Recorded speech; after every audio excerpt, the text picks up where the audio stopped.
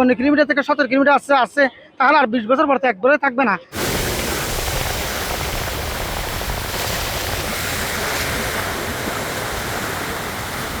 অবহেলিত কুতুবদিয়া জন্মভূমি আমার, দেখো না নইলে উন্নয়নে পাচ্ছে না অধিকার। অবহেলিত কুতুবদিয়া জন্মভূমি আমার, দেখো না নইলে উন্নয়নে পাচ্ছে না অধিকার। সারা বাংলায় উন্নয়নের সোনালী ছবি হাসছে, কুতুবদিয়া জন্মভূমি সাগরের জলে ভাসছে। সারা বাংলায় উন্নয়নের সোনালী ছবি হাসছে, জন্মভূমি কুতুবদিয়া সাগরের জলে ভাসছে। ও প্রতিবাদ মুক্তি চায়, টেকসই বেড়িবাঁধ চায়। হোক প্রতিবাদ মুক্তি চায়, টেকসই বেড়িবাঁধ চায়। আমাদের সুনির্দিষ্ট একটা দাবি হলো আমরা স্থায়ীভাবে বেড়িবাঁধ চাই। আমাদের কিছু কিছু নেতাদের আশ্বাস আর বরাদ্দের মধ্যে সীমাবদ্ধ রয়ে গেছে।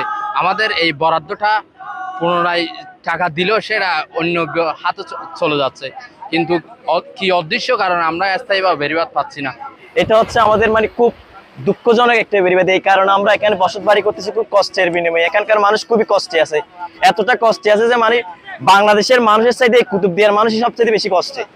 এখানে নাই কোনো বাসস্থান ঠিক নেই, যারা বাসস্থান ঠিক করছে তারা ঠিক মতো ঘুমাইতে পারতেছে না। আমাদের এতটাই দুঃখ যে সাগরের পানি এত বিট বলার বাইরে, ঢুকলে কি হয়ে যায়, মানুষের ঘর বাড়ি ভেঙে চুরে চুরমার করে ফেলে, মানুষ সুখে শান্তিতে থাকতে পারতেছে না। অভাব যেখানে নেতা আছে সেগুলো করতেছে না। আমাদের এখানে টাকা আসলে ওরা কে ফেলে, এইটাই হচ্ছে আমাদের কুতুবদিয়ার দুর্লভ একটা অবস্থা।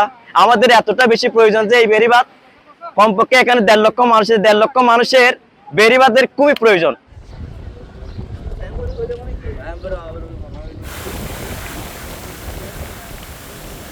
অনেকের আয়ের উৎস হলো লবণ চাষ করা, লবণ চাষ করে ওরা চাষ করে। অনেকের উৎস হলো ধান চাষ করা, অনেকের উৎস হলো ক্ষেত করা।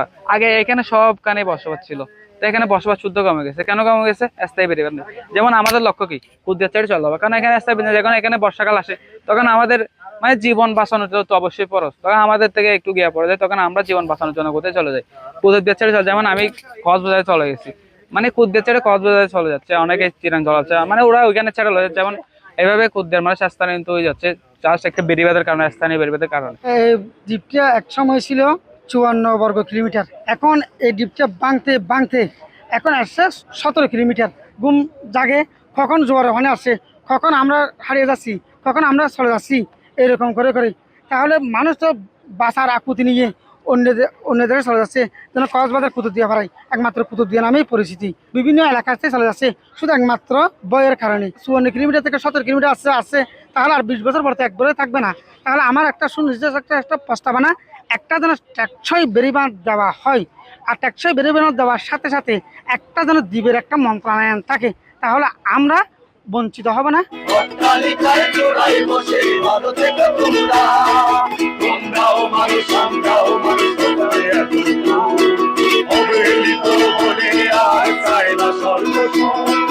অধিকার যদি না পাই তবে সাগরে ভাসিয়ে দাও, বাংলার ভূখণ্ড দেখে নির্মূল করে দাও।